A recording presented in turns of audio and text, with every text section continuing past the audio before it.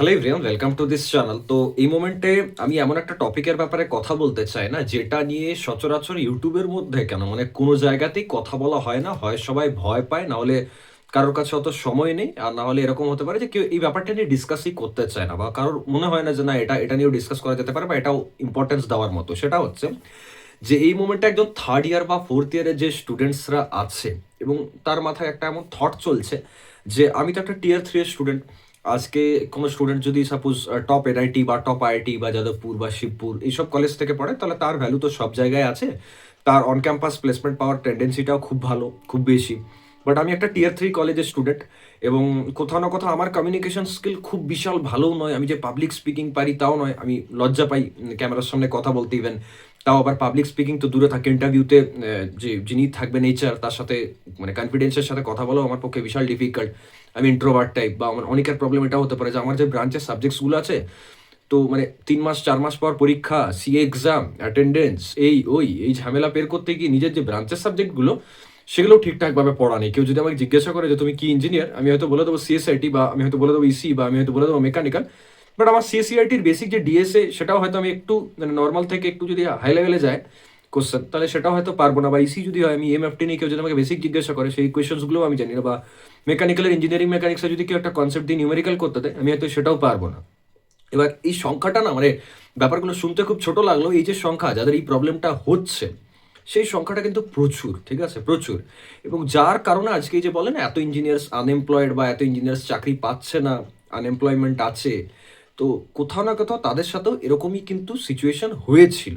এবার ব্যাপার হচ্ছে যে এই যে পরিস্থিতি, এই যে কন্ডিশন, এটা যাদের সাথেই হচ্ছে, তারা এখন কি করবে? মানে তারা তো মাল্টিপল দিকে আর কি মাথা এঙ্গেজ করে রেখেছে। কিছু স্টুডেন্ট ভয়ে গেটের জন্য পড়তে ভয় পায়, মানে ভাবে যে গেট তো বিশাল হাই লেভেলের ব্যাপার, আমার জন্য নয়।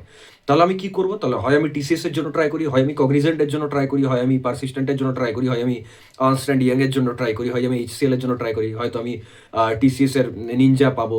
তো আলাদা আলাদা আর কি স্কোপ আছে। বাট কতজন, মানে কজন পাবে? একটা জায়গায় রিক্রুটমেন্ট যদি বেরোয়, একটা জায়গায় যদি ভ্যাকেন্সি বেরোয় 100, 200, 300, 400, কিন্তু নাম্বার অফ স্টুডেন্টস তো প্রচুর। নাম্বার অফ স্টুডেন্টস যারা ইঞ্জিনিয়ারিং পাস করছে আজকে, মানে তোমার ব্রাঞ্চ যদি দেখো, প্রায় 8টা 9টা 10টা ব্রাঞ্চ। আজ থেকে 3-4 বছর আগে ব্রাঞ্চ ছিল 4টে 5টে, বাট আজকে দেখো, আজকে ইলেকট্রিক্যাল স্টুডেন্টও টিসিএস এ বসছে, মেকানিক্যাল স্টুডেন্টও টিসিএস এ বসছে, আর মানে সিভিল স্টুডেন্টও কগনিজেন্টে বসছে। তো তাহলে সিচুয়েশন তো খুব খারাপ। এবার হতেই পারে যে যে হয়তো ইলেকট্রিক্যালের ছেলেটা আছে, সে হয়তো এরকম ভাবছে, আর যে সিভিলের ছেলেটা, সে হয়তো বিশাল হার্ডওয়ার্ক করে কোডিং শিখে নিয়েছে সিভিলের সাথে সাথে, সে ওই জায়গাটায় বসছে। তো হাই চান্সেস থাকবে সেই সিভিলের স্টুডেন্টটার পাওয়ার।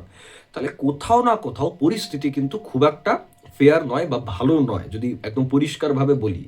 তাহলে কি করবে এই পরিস্থিতিতে? কি করণীয়? করণীয় একটাই হচ্ছে, সেটা হচ্ছে একটু নিজে অ্যাকসেপ্ট করা কি yes there is a problem. ঠিক আছে, যে প্রবলেম আছে, প্লেসমেন্টে প্রবলেম আছে, সিচুয়েশনে প্রবলেম আছে, এবং আমাকে as soon as possible active হতে হবে। এবং সেই অ্যাক্টিভেশনটা কিসের জন্য হবে? সেই অ্যাক্টিভেশনটা হবে প্লেসমেন্টের প্রিপারেশনের জন্য। শুধু অন ক্যাম্পাস নয়, অফ ক্যাম্পাসও। দুটো ব্যাপার, একটা হচ্ছে অ্যাপটিটিউড, যেটা সব থেকে ম্যান্ডেটরি জায়গা, এবং সেকেন্ড ওয়ান হচ্ছে বলা প্র্যাকটিস, যে কমিউনিকেশন স্কিল। এই যে আমি ক্যামেরার সামনে এসে তোমাদের সামনে বকছি, তোমরা শুনছো তো ইম্পর্টেন্স দিয়ে।